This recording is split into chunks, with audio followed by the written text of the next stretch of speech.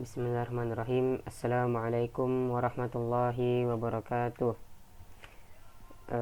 Alhamdulillah, pada kesempatan kali ini saya akan memaparkan hasil presentasi saya. Sebelum kita memulai, marilah kita akan mengutip kata dari seorang sahabat Nabi, yaitu Abu Bakar. Ilmu adalah kehidupan bagi pikiran. Nah, ini adalah sebuah kata motivasi bagi kita untuk terus dapat menuntut ilmu. Ya, sebelumnya perkenalkan, nama saya Ahmad Ragil Hidayatullah Faisal. Saya dari kelas 11 MIPA 2 dan saya bersekolah di sekolah yang sangat luar biasa, yaitu MAN 1 Mamuju. Oke, jadi judul materi presentasi kali ini adalah kerjasama ekonomi internasional. Nah, jadi apa itu kerjasama ekonomi internasional? Jadi pengertiannya, kerjasama ekonomi internasional merupakan suatu kerjasama dalam bidang ekonomi yang dilakukan oleh suatu negara dengan negara lain yang saling menguntungkan. Nah, jadi adalah suatu kerjasama. Kerjasama ini dapat melibatkan dua negara saja maupun lebih. Kerjasama ekonomi internasional ini memiliki dampak yang sangat penting bagi kemajuan negara. Nah, tentunya dia akan memiliki manfaat. Nah, dengan saling bekerja sama, berorganisasi antar negara dapat menciptakan iklim kerjasama ekonomi antar negara.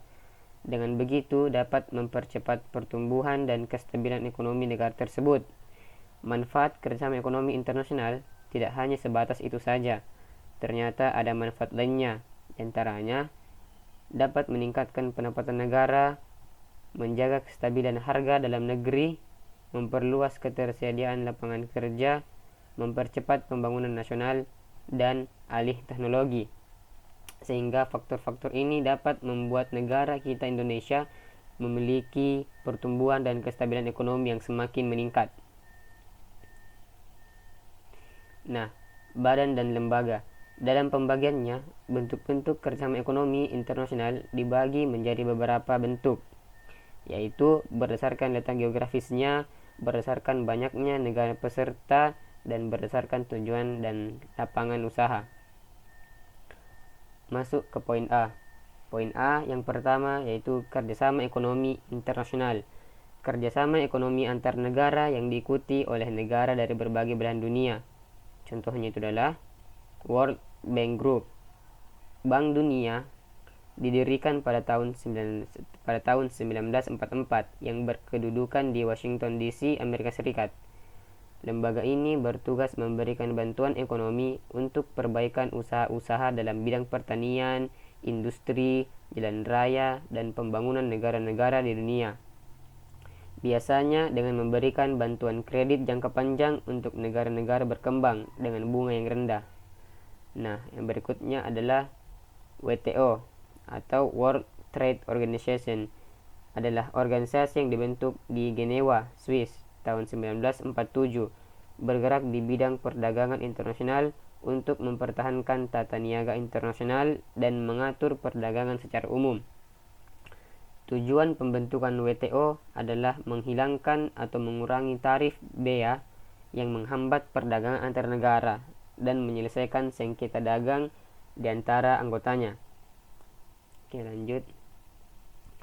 Yang kedua, ada kerjasama ekonomi regional. Nah, kerjasama ini adalah bentuk kerjasama yang dilakukan oleh negara-negara yang berada dalam satu kawasan tertentu. Contohnya adalah ASEAN.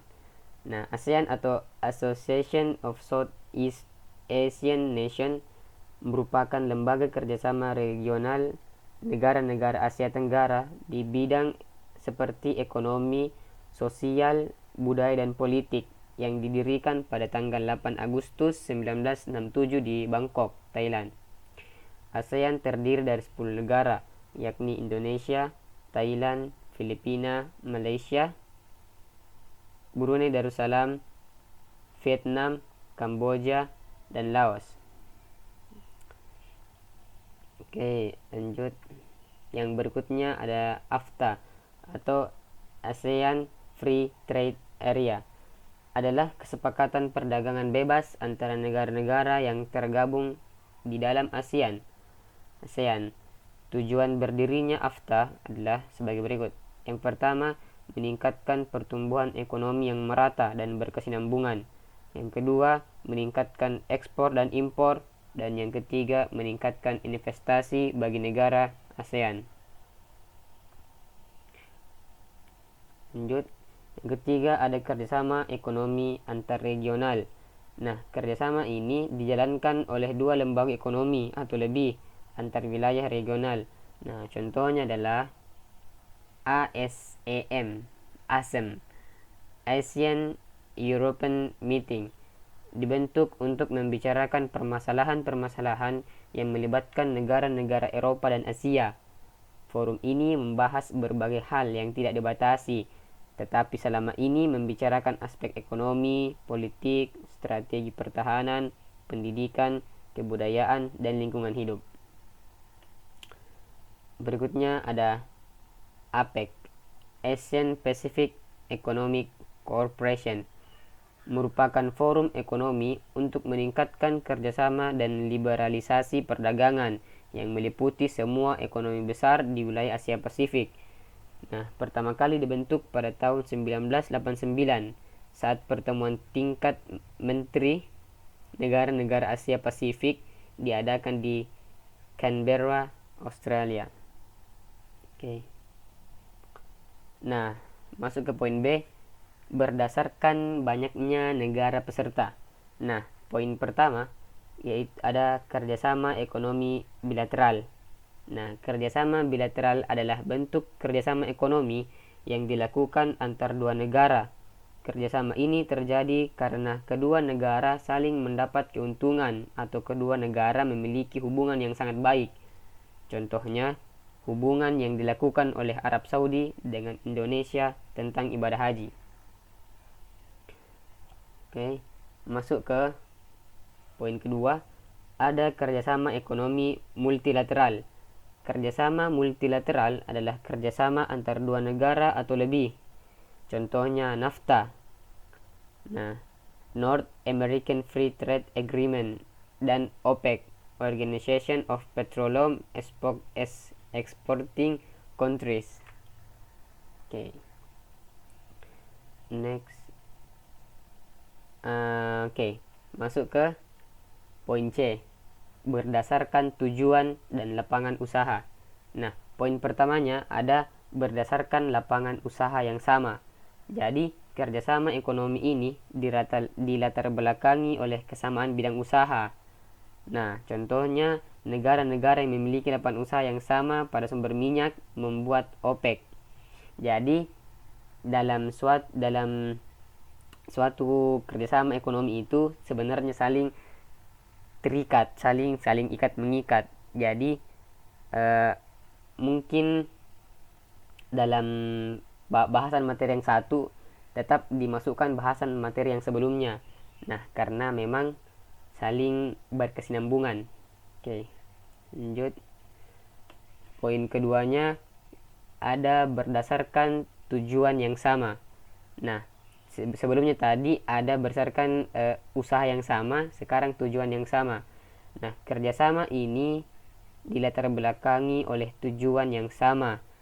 Contohnya sejarah para buruh atau tenaga kerja yang memperjuangkan hak-haknya, melahirkan organisasi ILO, International Labour Organization, yang memperjuangkan tentang ketenaga kerjaan para anggotanya. Oke. Ya, terima kasih. Mungkin cukup sampai di sini presentasi yang dapat saya bagikan kepada teman-teman, dan terima kasih kepada guru pembimbing Ibu Nurmalia yang telah menyuruh saya membuat video presentasi. Jika ada pertanyaan yang ingin sampaikan, bisa kontak di Surel nomor IGFB. Dan jika teman-teman suka video ini, tolong tinggalkan like dan share kepada teman-teman yang lain agar kita kita sama-sama berbagi ilmu. Mungkin cukup sekian. Assalamualaikum warahmatullahi wabarakatuh.